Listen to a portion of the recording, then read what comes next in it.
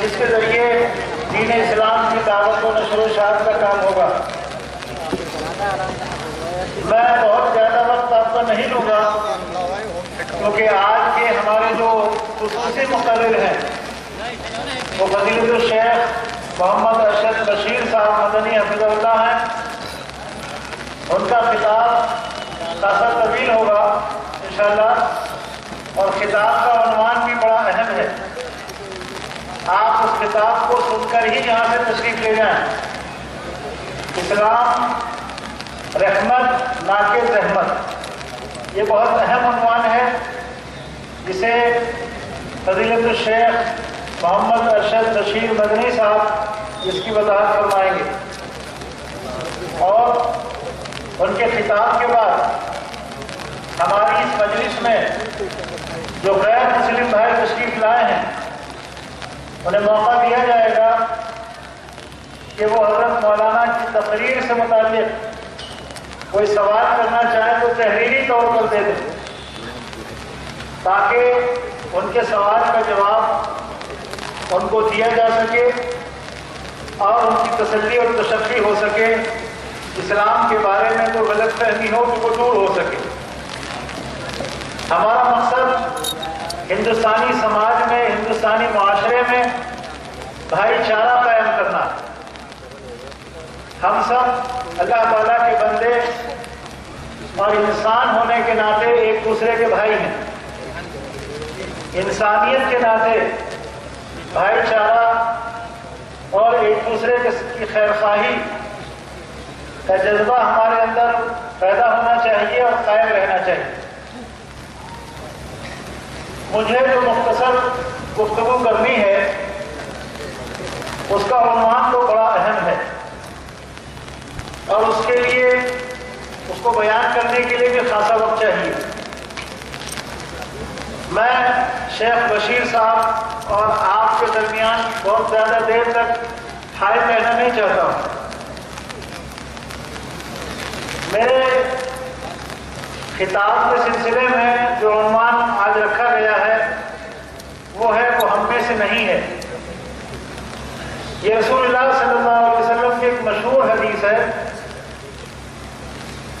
جس میں آپ نے فرمایا کہ وہ ہم میں سے نہیں ہے۔ اس تعلق سے احادیث تو بہت ساری ہیں، مختلف موقعوں پر مختلف کاموں کے سلسلے میں، مختلف کاموں کے ارتکاب کے سلسلے میں رسول اللہ صلی اللہ علیہ وسلم نے یہ بات بیان فرمائی کہ وہ ہم میں سے نہیں ہے۔ وہ ساری احادیث کو بیان کرنے کا موقع نہیں ہے، لیکن چند ایک آپ کے سامنے میں عرض کیے دیتا ہوں۔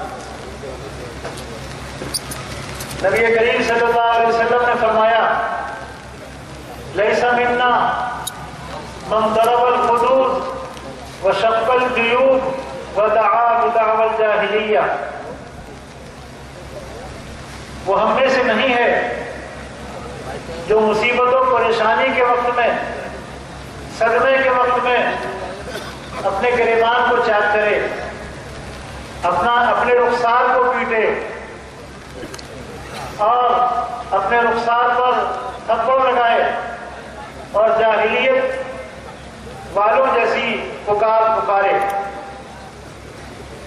رسول اللہ صلی اللہ علیہ وسلم کو یہ فرمان مختصر ہے لیکن بہت ہی جامع ہے، جس میں مسلمانوں کو مصیبت، پریشانی اور رنج اور غم کے وقت میں صبر و استقامت کی تعلیم دی گئی ہے، اور ایسا شخص جو مصیبت کے وقت زبان پر شکایت کے الفاظ لائے، اللہ کی جناب میں شکایت کرے، ناشکری کے الفاظ ادا کرے، کفریہ الفاظ ادا کرے اور اپنے رخسار کو پیٹے، اپنے گریبان کو پھاڑے، اس کے بارے میں فرمایا وہ ہم میں سے نہیں ہے۔ وہ ہم میں سے نہیں ہے، اس کا معنی ہے کہ وہ ہمارے طریقے پر نہیں ہے، وہ ہمارے منہج پر نہیں ہے، وہ ہماری تعلیم کے مطابق زندگی نہیں گزار رہا، ہماری ہدایات کے خلاف چل رہا، یہ تمام معانی اس کے اندر آتے ہیں. لیس منا من ضرب الخدود وشق الجیوب ودعا بدعوى الجاہلیہ.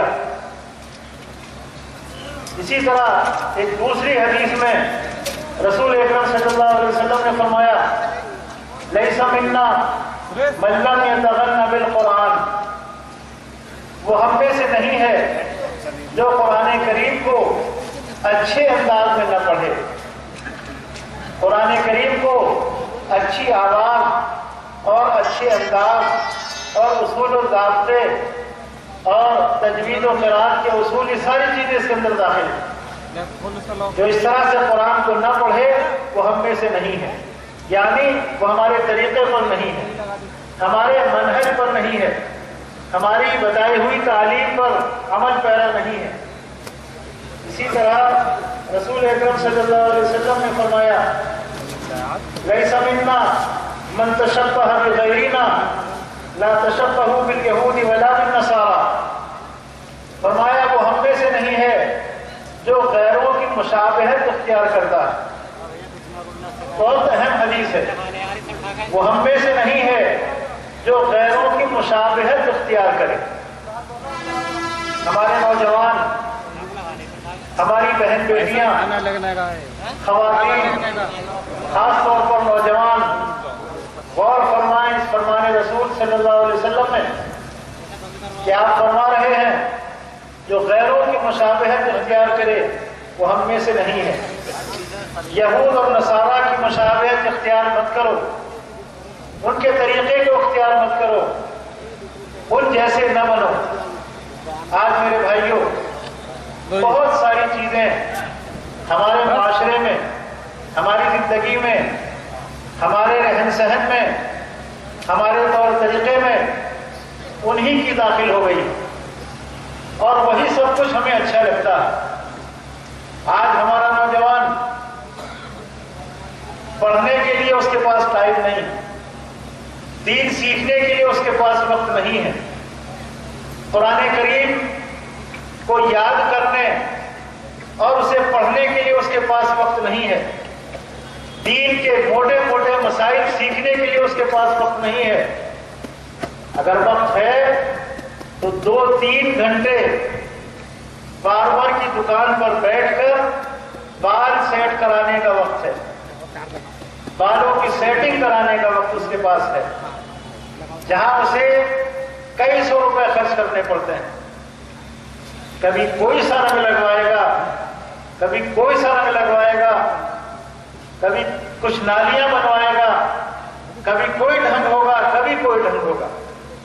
نئے نئے روپ اختیار کرتے ہیں نوجوان. نوجوان دوستوں، نوجوان بھائیوں، اپنے نبی محمد رسول اللہ صلی اللہ علیہ وسلم کے اس فرمان کو یاد رکھو اور اپنے سینے سے لگا لو. میں اپنی بہن بیٹیوں سے گزارش کروں گا جو پردے کے پیچھے بیٹھی ہوئی ہیں کہ وہ اماں خدیجۃ الکبریٰ، اماں عائشہ، صفیہ، زینب، میمونہ، ام سلمہ، یہ امہات المومنین ہیں، ان کی زندگیوں کو دیکھیں. فاطمہ رضی اللہ تعالیٰ عنہا کی زندگی کو دیکھیں اور بے شمار صحابیات، ان کے کارنامے، ان کی تاریخ، ان کی اسلام کی خدمات، ان کو اپنے پیش نظر رکھیں. کس طرح انہوں نے اللہ تعالیٰ کے دین کو اختیار کیا، کس طرح اللہ تعالیٰ کے دین کی خدمت کی، کس طرح اللہ تعالیٰ کے دین کے لیے جد و جہد کی، محنت کی، کوشش کی. ہماری بہن بیٹیاں، مائیں، ان کو اپنے پیش نظر رکھیں. رسول اللہ صلی اللہ علیہ وسلم کی ہدایات، آپ کے فرامین، ایک ایک فرمان، مختصر ترین فرمان نہایت جامع ہے. ضروری اصولوں میں سے ایک بہترین اصول ہے، اس سے بہتر کوئی کلام نہیں ہے اللہ کے کلام کے بعد. تو میرے بھائیوں، رسول اللہ صلی اللہ علیہ وسلم کے فرمان کو اپنے سامنے رکھو اور اسے اپنے سینے سے لگا دو، جس کے ذریعے دین اسلام کی دعوت و نشر و اشاعت کا کام ہوگا.